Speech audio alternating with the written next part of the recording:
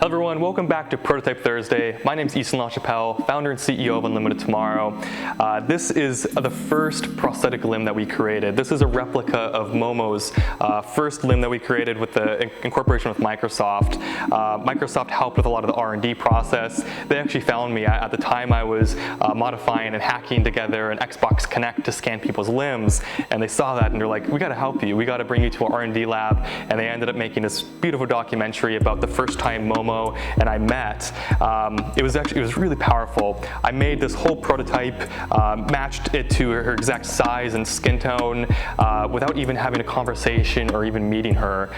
We did this by sending webcams and Xbox Connects down to Florida where she lives, where we had someone scan the limb that she's missing and also her full arm so we can make that mirror image.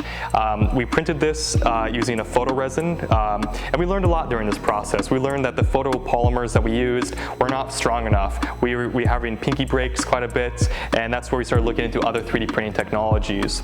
At the time, we also had all the motors, the electronics and batteries in the forearm, which worked for Momo, but it doesn't work for everybody if someone's missing all the way up to the wrist. And that started making us think about how can we make a more kind of intuitive and scalable device, which ultimately led to putting everything in the palm of the hand and using better 3D printing technologies. So, when you look back at all designs, you can learn a lot, and that's really what engineering and making is learning from failure, really utilizing that and using that to motivate you to persevere and find some new innovation along the way.